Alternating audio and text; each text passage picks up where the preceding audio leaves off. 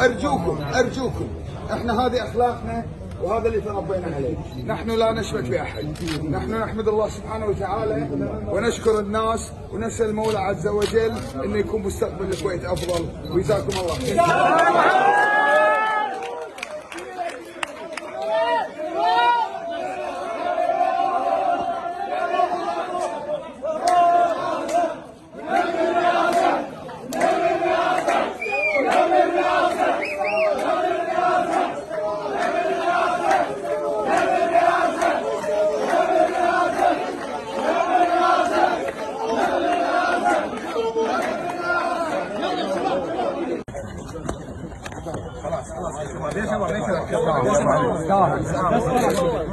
روح ارتاح ابو علي.